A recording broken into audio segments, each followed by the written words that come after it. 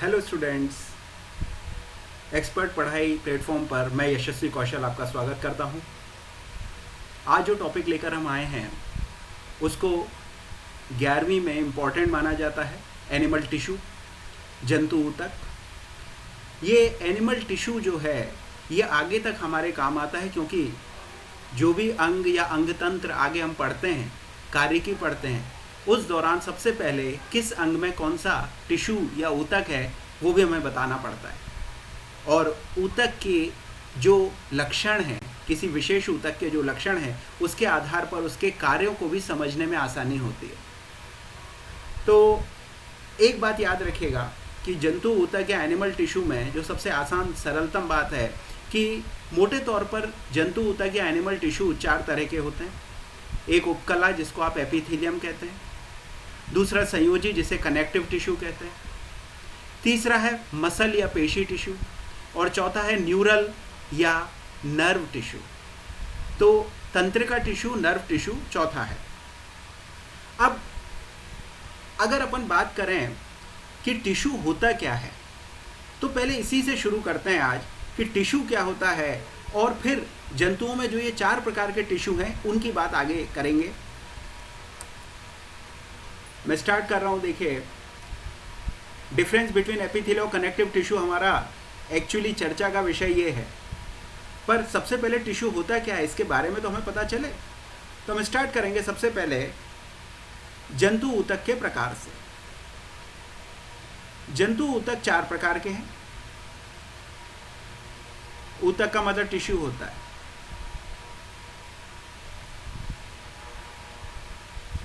चार प्रकार के होते हैं।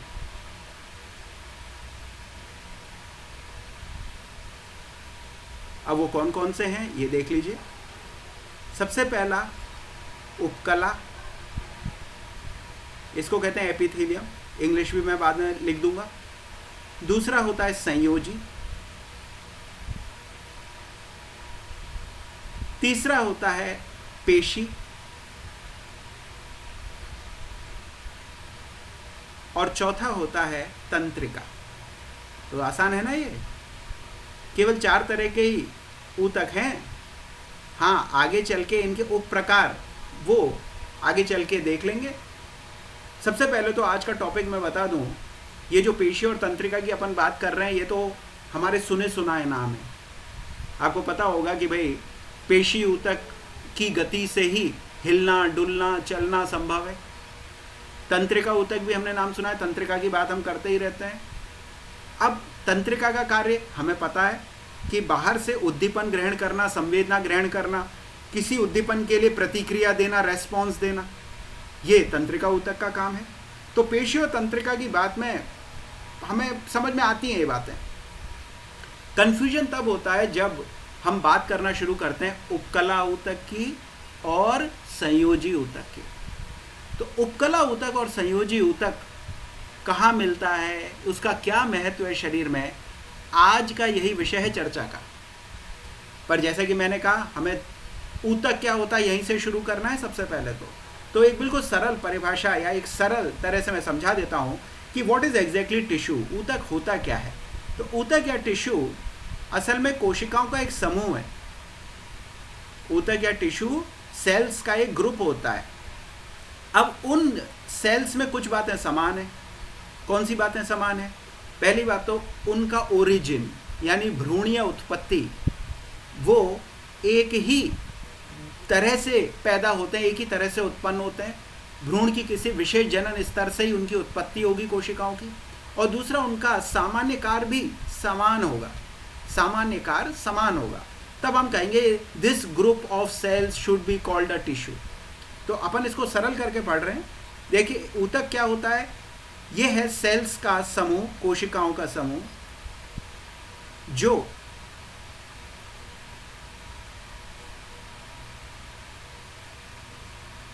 अपने या अपनी भ्रूणीय उत्पत्ति यानी एम्ब्रियोलॉजिकल ओरिजिन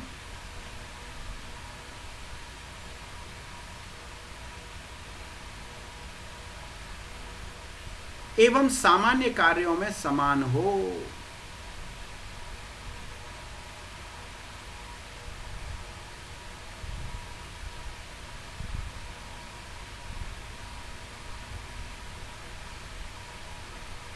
समान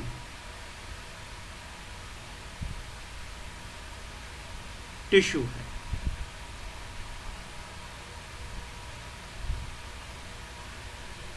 तो हमारा टॉपिक क्या है? वैसे मैंने आपको पहले ही बताया, पेशियों तंत्रिका के बारे में तो थोड़ी बहुत जानकारी हम रखते हैं, लेकिन बात आती है जब उपकला और संयोजी की, परेशानी तभी शुरू होती है, तो तभी से कंफ्यूजन शुरू होता है। अब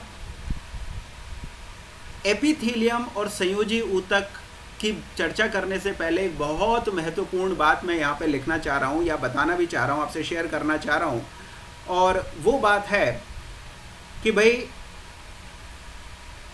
आप क्या सोचते हैं शरीर किससे बनता है? जंतुओं का। जंतुओं के शरीर की इकाई क्या है? कोशिका।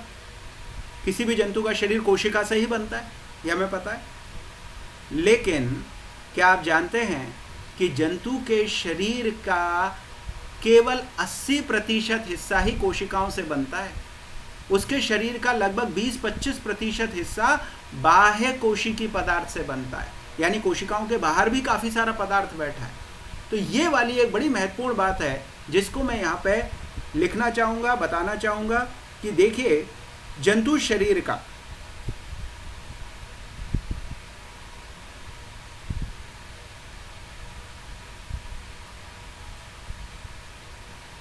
ट्वेंटी to 25% भाग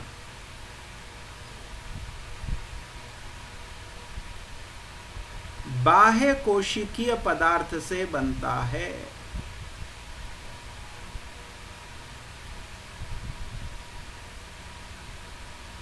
बाह्य कोशिकीय में, बाह्य का मतलब बाहर, बाह्य कोशिकीय पदार्थों को आप किस तरह बोलेंगे? इसको बोलते हैं एक्स्ट्रा सेल्यूलर सब्सटेंसेस, या इसके लिए एक और शब्द है,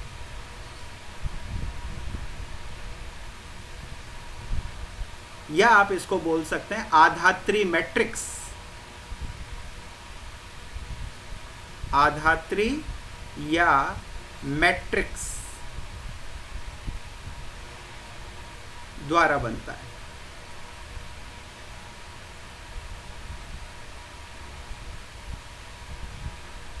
तो ये चीज ध्यान रखनी है कि बाह्य कोशिकीय पदार्थ जो हैं वो भी शरीर का काफी बड़ा हिस्सा बना रहे हैं। अब आप पूछेंगे बाह्य कोशिकीय पदार्थ में क्या क्या आता है? कोशिकाएं तो हैं, कोशिका के बाहर कौन सा पदार्थ है, वो किन चीजों से बनता है? तो ये वाली चीज देख लीजिए। जब आप बात करेंगे आधात्री या मैट्रिक्स की, तो आपको इसके संगठन में कुछ चीजें ध्यान रखनी है। जैसे मैं कुछ बातें यहाँ पे लिखूंगा कि भाई वो बाह्य कोशिकीय पदार्थ या आधात्री या मैट्रिक्स किन चीजों से बन सकता है।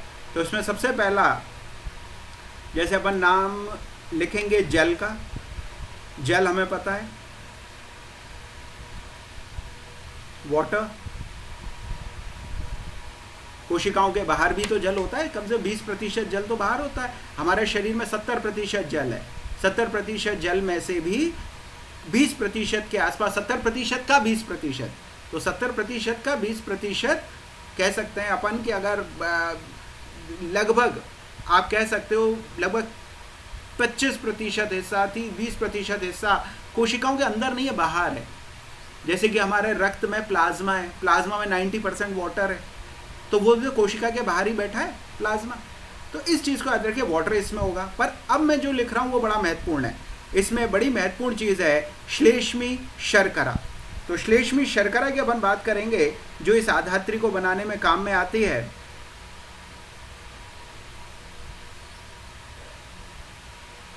देखिए श्लेष्मी शर्करा, श्लेष्मी शर्करा को आप ऐसे लिख सकते हैं म्यूकोपॉलीसेक्राइड शुगर्स। म्यूकस मतलब श्लेष्म होता है, पॉलीसेक्राइड शुगर्स। अब ये कई तरह की होती हैं। म्यूकोपॉलीसेक्राइड शुगर्स में देखिए क्या क्या चीज़ें हैं। आपने नाम ये हो सकता है ना सुने हो कभी, पर अब समझ लेते हैं, सुन लेते हैं। देखिए इनमें सब के सब सल्फेट शुगर्स हैं, और ये ऐसी होती हैं जो अपने अंदर जल को ग्रहण कर लेती हैं, थोड़ी सी चिपचिपी लिसलिसी सी हो जाती हैं जल को ग्रहण करने के बाद। उनमें कुछ एक नाम देख लीजिए। सबसे पहले मैं नाम लिखूंगा इसमें केराटन सल्फेट,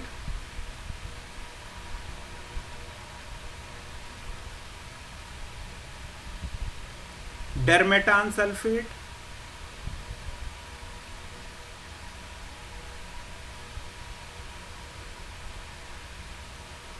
इसके बाद कॉन्ड्रोइटिन सल्फेट,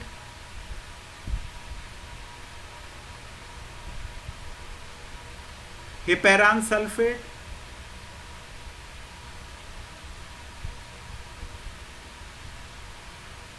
इस तरह के ये चारों एक साथ जरूरी नहीं मिलें, लेकिन इनमें से एक या दो तो होते ही हैं इस बाह्य कोशिकीय पदार्थ में। और तीसरा और सबसे अंतिम जो महत्वपूर्ण भाग है बाह्य कोशिकीय पदार्थ में, वो देख लीजिए। बाह्य कोशिकीय पदार्थ में आपको मिलेगा प्रोटीन, और वो जो प्रोटीन है, वो प्रोटीन्स में सबसे महत्वपूर्ण नाम आपका आएगा कोलेजन। ये नाम हो सकता है आपने सुना हो, तो कोलेजन प्रोटीन।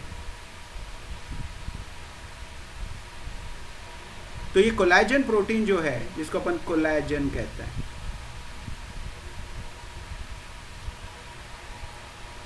इसके अलावा और भी होते हैं, जैसे फाइब्रोनेक्टिन भी होता है एक,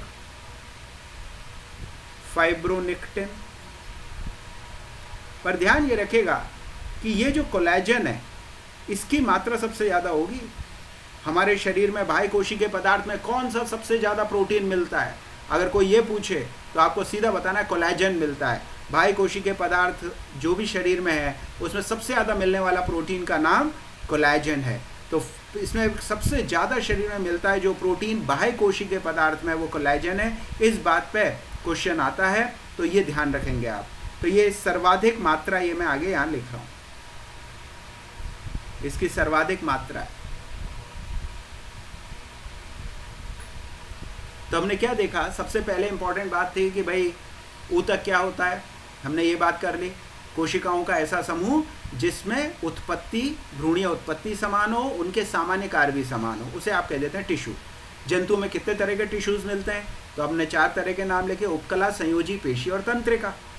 फिर हमने देखा कि शरीर में केवल कोशिकाएं नहीं है जिनसे ऊतक बन रहा है, इसके अलावा कोशिकाओं ने कुछ पदार्थ बाहर भी निकाला है, उसको कहते हैं बाह्य कोशिकीय पदार्थ, वो भी बड़ा महत्वपूर्ण है। तो इन बातों को हमने अभी समझ लिया है, जान लिया है। हमें पता है पेशी और तंत्रिका ऊतक हमारे नाम सुने हुए हैं। पेशी यानी हिलने डुलने चलने से संबंधित, तंत्रिका यानी संवेदना ग्रहण करने, प्रतिक्रिया देने से संबंधित, ये नाम सुने हुए हैं। तो इन पर नहीं चर्चा करेंगे, हम आएंगे उपकला और संयोजी पे, और इनके अंतर देखेंगे, इनका महत्व देखेंगे। तो मैं शुरू कर रहा हूँ सबसे पहले उपकला। तो ये उपकला ऊतक जो है,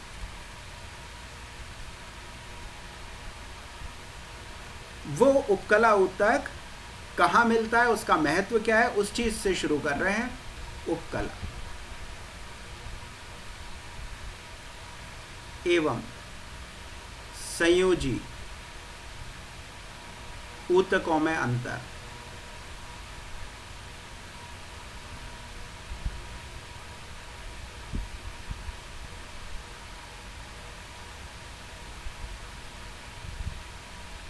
तो उपकला एवं संयोजी ऊतकों में अंतर, ये वाली चीज अपन ले रहे हैं। इसमें शुरू कर रहा हूं सबसे पहले उपकला से।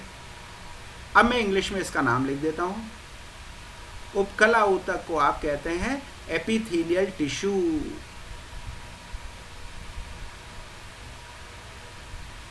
एपिथेलियल ऊतक, या इसको सिंपल ढंग से कहें तो एपिथीलियम भी कह सकते हैं, इसको आप एपिथेलियम भी बोल सकते हैं। ये लीजिए। अब उपकला ऊतक के बारे में कुछ बिल्कुल सिंपल सीधी सीधी बात है। नंबर 1, उपकला ऊतक अंगों की सतह पर मिलता है। सतह पर उपस्थित, यानी सतह को ढकता है।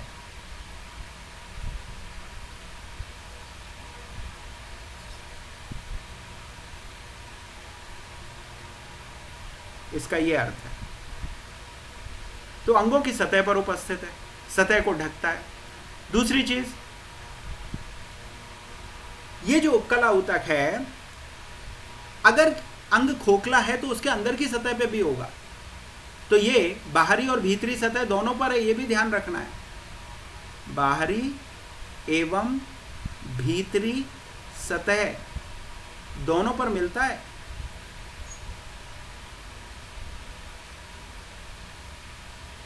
उपस्थित।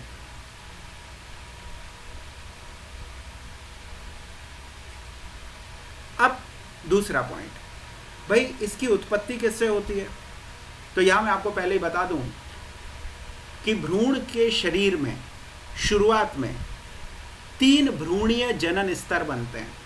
भ्रूणीय जनन स्तर क्या है वो मैं बता देता हूं। देखिए, शुरुआत होती है एक कोशिका से किसी भी जीव की, जिसको कहते हैं जायगोट या युग्मनज।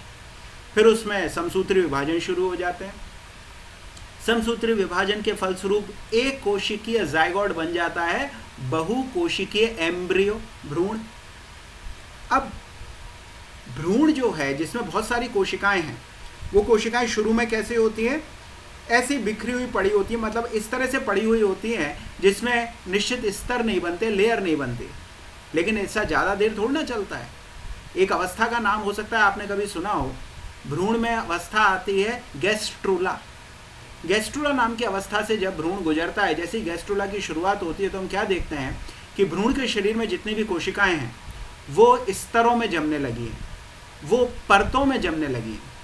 सबसे बाहरी परत को अपन कहते हैं एक्टोडर्म, सबसे अंदर वाली परत को कहते हैं एंडोडर्म, और बीच वाली परत को कहते हैं मीजोडर्म। तो हम क्या जानते हैं कि भाई ये 3 स्तर सबसे पहले बने, ये भ्रूणीय स्तर है। अब ये जो भ्रूणीय स्तर है, इनको जनन स्तर क्यों कहा गया? जनन तो भाई हमें पता है रिप्रोडक्शन के लिए कहते हैं, एक जीव दूसरे जीव को जन्म देता है। तो समझिए इस चीज को, भ्रूणीय जनन स्तर, या आप कह सकते हैं जर्मिनल लेयर्स इंग्लिश में, इसलिए बोला गया है क्योंकि इन्हीं स्तरों से आगे चल के अंग बनेंगे, अंगों का जन्म होगा, अंगों की उत्पत्ति होगी।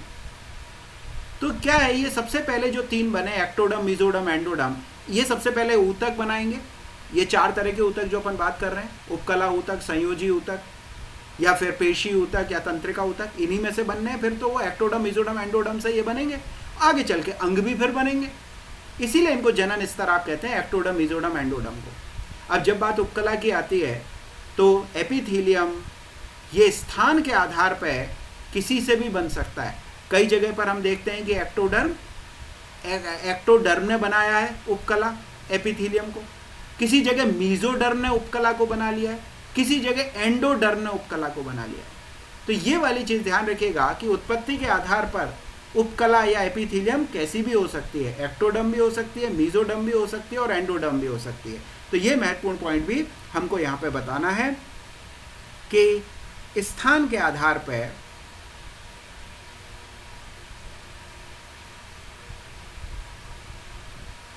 उपकला की उत्पत्ति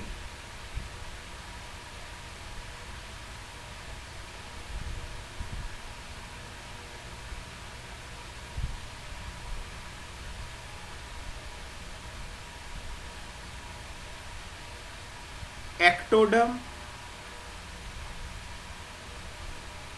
या मीजोडर्म या एंडोडर्म से संभव है।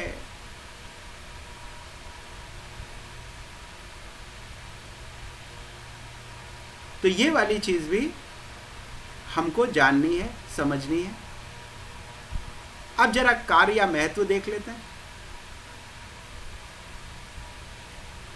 अब एक चीज तो पहले ही जान गए, उपकला ऊतक कहाँ मिलता है? सतह पर।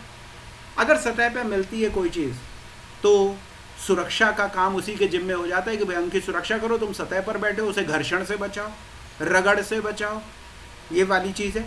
तो सबसे पहले तो सतह की सुरक्षा हो गई। दूसरा, और भी काम हो सकते हैं। क्यों? सतह पर बैठे हो तो जो पदार्थ सतह पर है उसका अवशोषण करो, कोई पदार्थ अगर किसी अंग की सतह पर बह रहा है, हम चाहते हैं कि वो अवशोषित हो जाए अंग में, तो सतह की कोशिकाओं से तो कहोगे, और सतह पर उपकला बैठा है तो उपकला ऊतक से ही आप कहोगे कि कोशिकाओं से कहो कि उस पदार्थ को जो सतह पर बह रहा है उसको अवशोषित करे। तो आप कह सकते हो सतह पर पदार्थ का अवशोषण, तो पदार्थों का अवशोषण ये भी कार्य हो गया। कभी कभी क्या होता है कि ये जो उपकला की कोशिकाएं हैं ये कोई विशेष पदार्थ बनाकर अपने अंदर से बाहर निकालती हैं, जैसे श्लेष्म पदार्थ, म्यूकस निकलता है, श्लेष्म निकलता है, ये वाली चीज निकलती है। इसके अलावा एंजाइम, हार्मोन, ये जो भी निकल रहे हैं सब उपकला कोशिकाओं से बन के निकलते हैं। तो हम कह सकते हैं अवशोषण ही नहीं करती, कई बार इसका उल्टा यानी श्रावण भी करती है, सिक्रीशन, श्रावण भी हो गया भाई। फिर उपकला चूंकि सतह पर बैठी है तो जो भी संवेदना आएगी उसको ग्रहण करने का काम भी उपकला के ही जिम्मे हो जाएगा। जैसे हमें पता है नेत्र में प्रकाश पड़ता है, तो नेत्र में कौन सी कोशिकाएं हैं जो प्रकाश से उत्तेजित हो जाती हैं, उनको आप कहते हैं शलाका और शंकु कोशिका, रॉड एंड कोन्स। तो रॉड एंड कोन्स क्या है? तंत्रिका नहीं है, वो उपकला ही है। तो देखिए संवेदना को ग्रहण करने का काम, जीभ पर कोई चीज हम रखते हैं तो हमको उसका स्वाद आता है, जीभ पर स्वाद कलिकाएं हैं, उसके अंदर भी उपकला कोशिकाएं हैं जो कि संवेदना ग्रहण कर रही हैं। तो संवेदना ग्रहण करना भी इनका काम हो गया भाई, संवेदना ग्रहण। तो ये वाली चीज आपको दिख रही होगी, ये वाली चीज समझ में आ रही होगी कि उपकला ऊतक में सबसे पहले वो सतह पर बैठी है, सतह पर बैठी है तो वो सुरक्षा भी कर रही है, कुछ चीज का अवशोषण भी कर सकती है, कुछ चीज का श्रावण भी कर सकती है, संवेदना को ग्रहण भी कर सकती है। ये वाली कोशिकाएं उपकला की ये सारे काम कर सकती हैं। अब बात करेंगे संयोजी ऊतक की। तो देखिए संयोजी ऊतक की जब बात चलेगी तो संयोजी ऊतक में अपन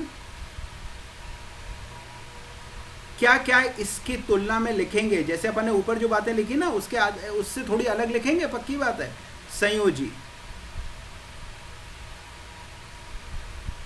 अब संयोजी की अंग्रेजी होती है कनेक्टिव, ये लीजिए कनेक्टिव ऊतक।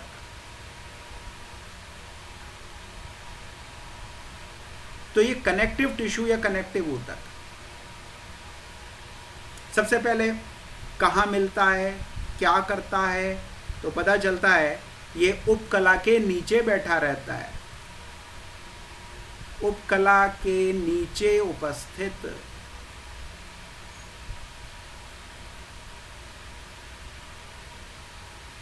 सबसे पहली बात तो याद रखिए कि उपकला के ठीक नीचे बैठा रहता है।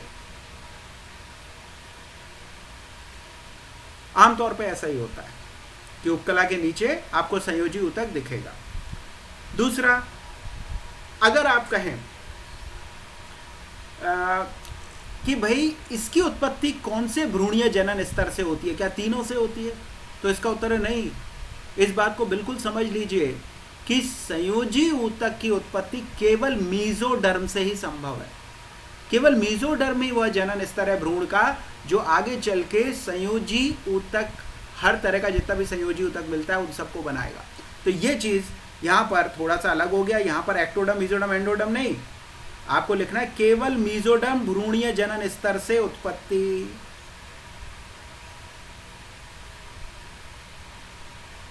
तो केवल मीजोडर्म से इसकी उत्पत्ति होती है, जनन स्तर से उत्पत्ति। अब इसका महत्व देखना है। महत्व या कार्य। अब अगर आप इसकी बात करें कि कार्य या महत्व क्या हो सकता है इसका, तो देखिए इसके नाम में कुछ बात छुपी हुई है। आप कह रहे हैं संयोजी, योजी, योजी का मतलब होता है जोड़ना आपस में, तो योजन आपस में परस्पर जोड़ने की बात चल रही है यहाँ पर। तो भाई किसको जोड़ रहा है, क्या कर रहा है ये? तो संयोजी ऊतक का सबसे पहला काम है कोशिकाओं को आपस में बांध देना। जैसे कई सारी छोटी छोटी लकड़ियां हो, आप रस्सी से उन सबको एक साथ बांध दो, बस बिल्कुल वैसे ही समझो। रस्सी जो काम कर रही है वैसा ही काम कोशिकाओं को आपस में बांधने का संयोजी ऊतक करता है। तो संयोजी ऊतक जो है वो कोशिकाओं को परस्पर बांध देता है। तो ये सबसे पहला कार्य है। इस बात को अपन यहाँ पे हाईलाइट करेंगे, यहाँ पर लिखेंगे। तो सबसे पहला काम है इसका कि भाई सेल्स को परस्पर बांधना। दूसरा काम, ऊतक या अंगों को आपस में जोड़ना, चिपकाना,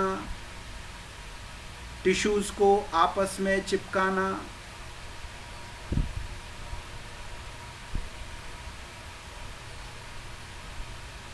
जैसे मैं आपको उदाहरण देता हूं।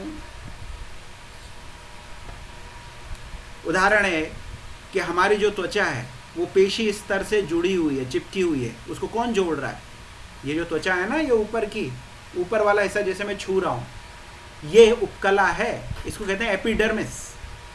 तो ये एपिडर्मिस या उपत्वचा है हमारी। ये जो एपिडर्मिस है ये नीचे बैठे पेशी से जुड़ रही है, चिपक रही है। उसको चिपकाने का, जोड़ने का काम कौन कर रहा है? संयोजी ऊतक। उसको कहते हैं वायवीय संयोजी ऊतक, एरियोलर टिश्यू।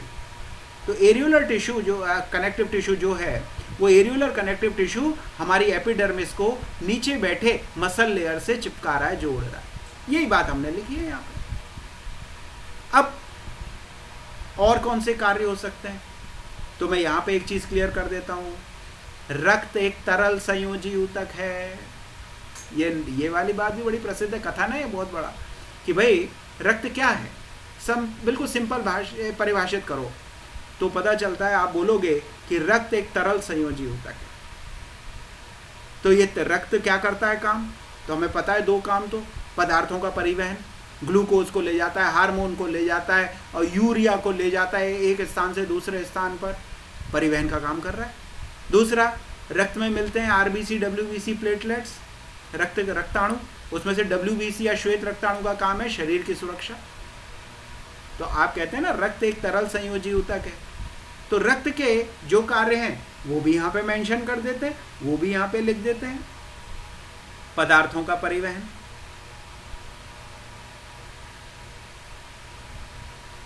तो पदार्थों का परिवहन हो गया, शरीर की सुरक्षा हो गई डब्ल्यूबीसी यानी श्वेत रक्ताणु के रूप में। और यहां पर मैं एक चीज और क्लियर कर देता हूं, बता देता हूं। आप जानते हैं हमारे कंकाल किससे बना है? अस्थि और उपास्थि से। अस्थि बोन और उपास्थि कार्टिलेज। तो अस्थि और उपास्थि से हमारा कंकाल बना है। और ये अस्थि उपास्थि भी संयोजी ऊतक है, कनेक्टिव टिश्यू है। अब रक्त को और अस्थि उपास्थि को आप कनेक्टिव टिश्यू क्यों कह रहे हैं, ये आपको मैं बाद में बताऊंगा कि ये क्यों आप कह रहे हो कि भैया ये तो संयोजी ऊतक है। हमारा ब्लड भी और हमारा स्केलेटन में जो बोन और कार्टिलेज है वो सब क्यों है हमारा कनेक्टिव टिश्यू, ये बाद में आपको क्लियर होगी चीज़। अभी तो याद रखिए हमारे कंकाल को बनाने वाली बोन और कार्टिलेज भी कनेक्टिव टिश्यू है। अब आपको याद है कि भाई हमारे स्केलेटन क्या करता है, कंकाल हमारा क्या करता है, शरीर को सहारा देता है। ये पॉइंट भी लिख लो, शरीर को सहारा देता है, शरीर को अवलंबन प्रदान करना।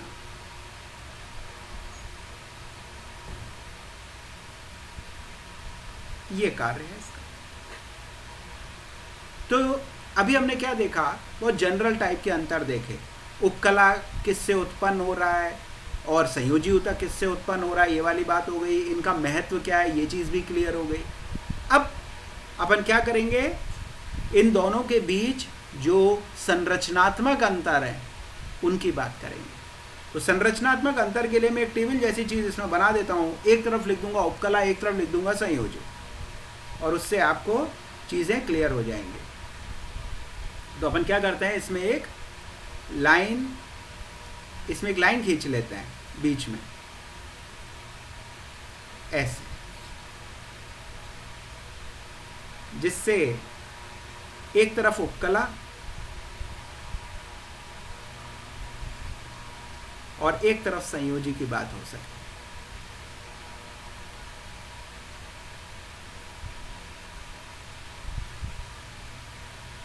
देखो, अब सबसे पहली चीज उपकला में जो कोशिकाएं होती हैं उपकला की, वो लेयर्स में बैठी होती है, परतों में, स्तर होते हैं उनके। एक स्तर में है तो सरल उपकला और एक से ज्यादा स्तर है तो जटिल उपकला।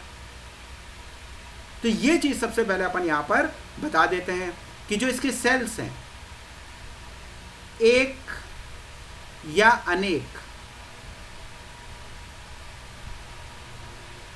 लेयर्स में, लेयर्स यानी स्तर,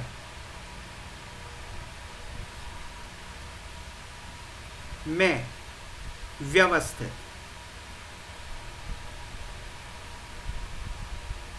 ये चीज ध्यान रखनी है।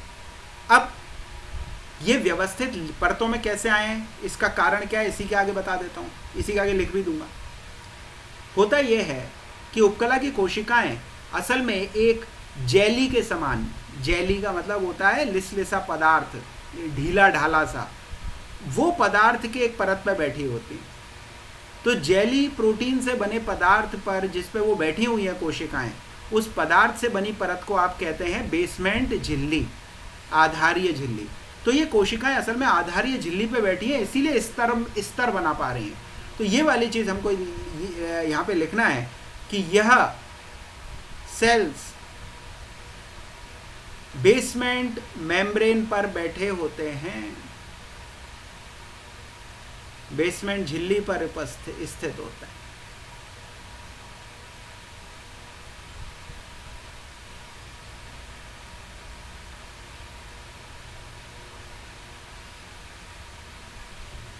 ये लीजिए,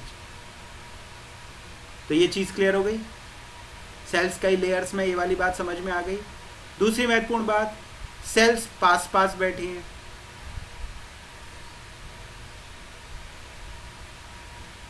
तो समीप होती है एक दूसरे के।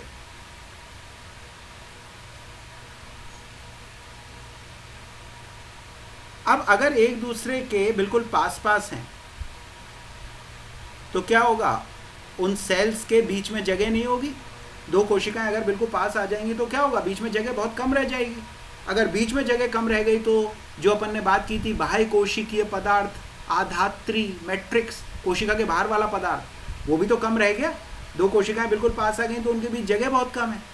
तो ये चीज ध्यान रखना है कि यहाँ पर बाह्य कोशिकीय पदार्थ यानी आधात्री या मैट्रिक्स बिल्कुल कम मात्रा में होता है, अल्प या न्यून मात्रा में होता है।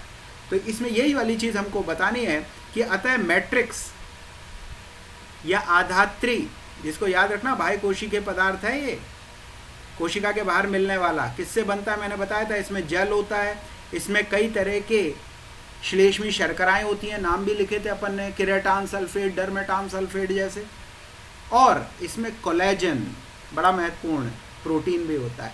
ये वाली चीज बहुत कम है यहाँ पे कि अल्प मात्रा,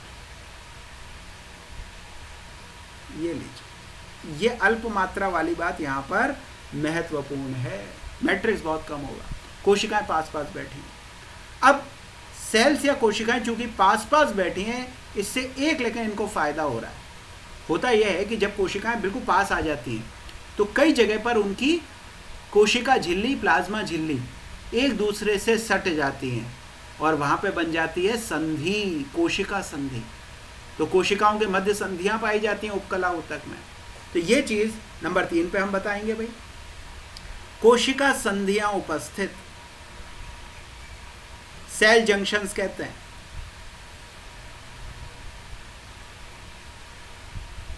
सेल जंक्शंस पाए जाते हैं।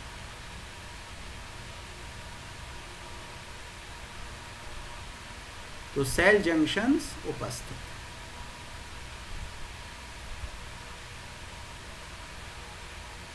अब ये कौन कौन सी है भाई, मैं इधर नाम लिख देता हूं। एक कहलाती है दृढ़ संधि, टाइट जंक्शन। दूसरी कहलाती है आसंजी संधि, सबके काम अलग अलग हैं भाई। एडहियरिंग जंक्शन, आसंजी। और तीसरी, जिससे होके पदार्थ एक कोशिका से दूसरी कोशिका में जा सकते हैं, उसको कहते हैं अंतराली संधि।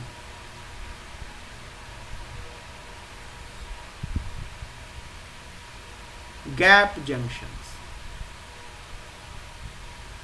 तो गैप जंक्शंस भी इसमें आपको मिलते हैं। अंतराली संधि एक कोशिका से दूसरी कोशिका में पदार्थ को भेज सकती है। अब अगली महत्वपूर्ण बात देख लीजिए, उपकला ऊतक में कभी भी आपको रक्त वाहिकाएं, रक्त केशिकाएं नहीं मिलेंगी, कभी नहीं मिलेंगी। तो ये कह सकते हो असंवहनी ऊतक है। तो ये जो है रक्त वाहिकाएं अनुपस्थित, ब्लड सप्लाई नहीं होती,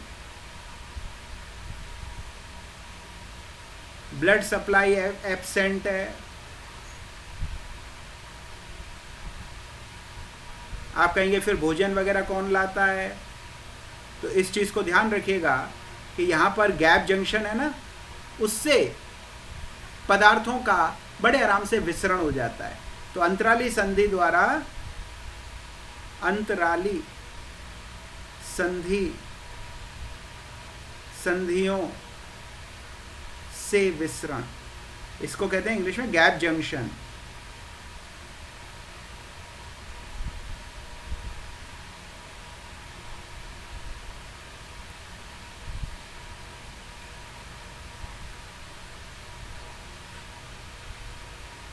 द्वारा विसरण।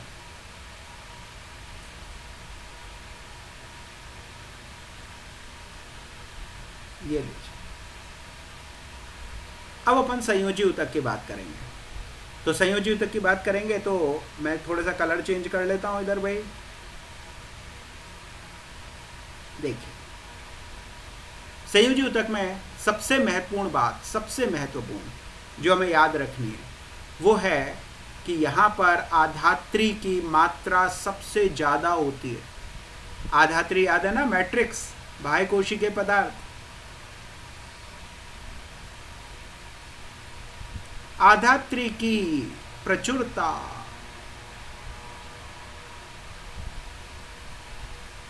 अधिकता,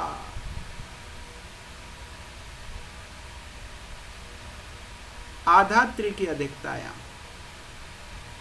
और ये आधात्री इतना ज्यादा है कि कोशिकाओं के आयतन से आधात्री का आयतन ज्यादा है, सेल्स के वॉल्यूम से भी ज्यादा है।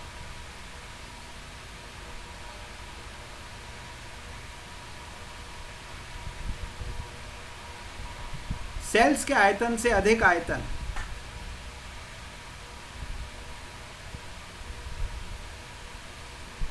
मैट्रिक्स की है।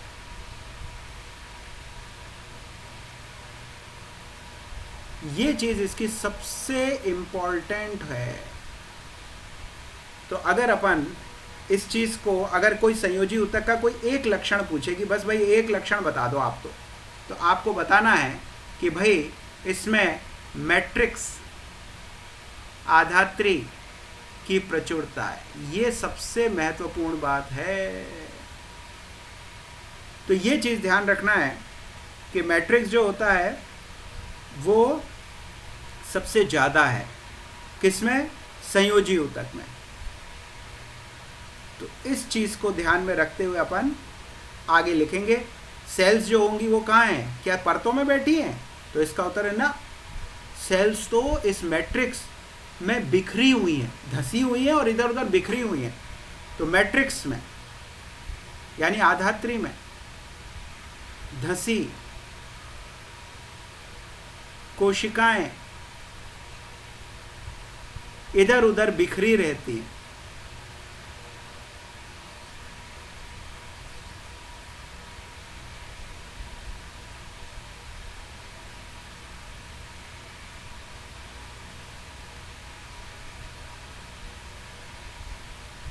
तो मैट्रिक्स में धसी सेल इधर उधर बिखरी रहती हैं। अगर बिखरी रहती हैं तो पक्की बात है कि यहां पर सेल जंक्शंस तो मिलेंगे नहीं। तो सेल जंक्शन यानी संधियां अनुपस्थित, क्योंकि दूर दूर है भाई। ये सेल जंक्शन या कोशिका संधियां बनती हैं जब प्लाज्मा झिल्ली पास पास आ जाती है, तभी बनती है। तो ये सेल जंक्शंस नहीं पाए जाते हैं।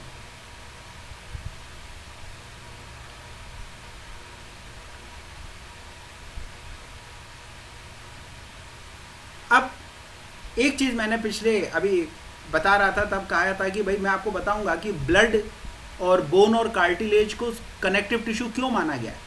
संयोजी ऊतक क्यों माना गया है? तो आप याद कीजिए, पहले ब्लड की बात करते हैं। ब्लड में सेल वाला पार्ट यानी आरबीसी, डब्ल्यूबीसी, प्लेटलेट्स, लाल रक्ताणु, श्वेत रक्ताणु और बिंबाणु, पट्टाणु, इन तीनों को मिलाकर कितना प्रतिशत ब्लड है, ब्लड का कितना प्रतिशत ये कोशिकाएं बना रही हैं? तो उत्तर है 45%। 45। और प्लाज्मा हिस्सा इसका ब्लड का 55%। तो प्लाज्मा क्या है? कोशिका के बाहर का हिस्सा है। कोशिका के बाहर का हिस्सा है यानी आधात्री है। अब आप देख रहे हो, आधात्री 55% और कोशिकाएं 45%। यानी जो बात अपन ने वहाँ लिखी है कि मैट्रिक्स के आयतन से अधिक मात्रा नहीं, मैट्रिक्स की प्रचुरता अधिकता सेल के आयतन से अधिक मात्रा मैट्रिक्स की होती है, ये वाली चीज़ ब्लड पे लागू हो रही है।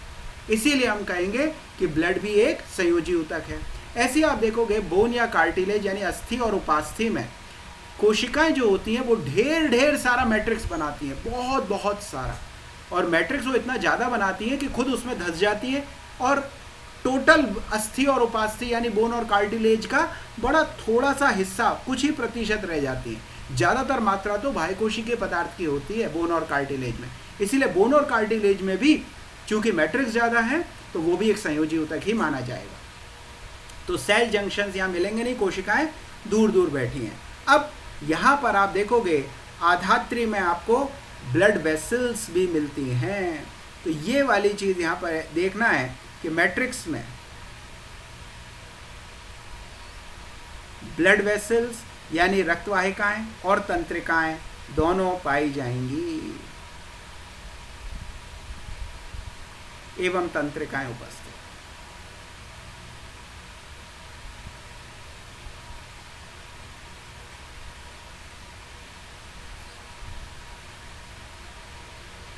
तो आपको मैंने बताई ये वाली चीज़ भी कि ब्लड को और बोन वगैरह को आप क्यों संयोजी ऊतक कह रहे हैं। और संयोजी ऊतक कई तरह के होते हैं, जिसमें से एक वाली बात मैं यहाँ पर आपको और बता देता हूँ। जैसे कि आप कहेंगे ब्लड, तो ये जो ब्लड है उसमें आधात्री जो है वो बिल्कुल लिक्विड फॉर्म में। तो अगर अपन कहें ब्लड तरल संयोजी ऊतक,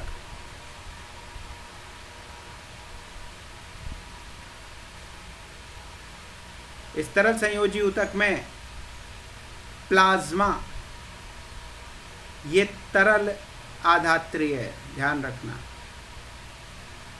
ऐसी अगर अपन कहें बोन, तो पता चलता है कि भाई जो बोन है वो बोन या कार्टिलेज, इसमें आधात्री ठोस है, ठोस आधात्री, तरल नहीं है वो।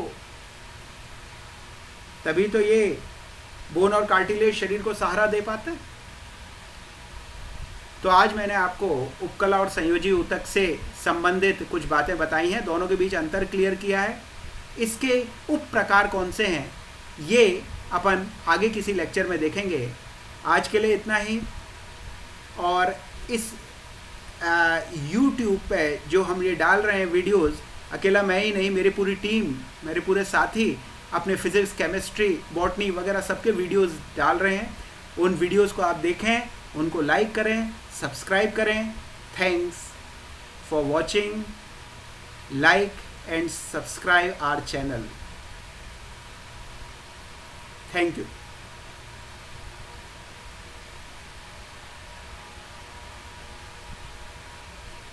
तो इसको अपन यहाँ समाप्त करते हैं। थैंक्स।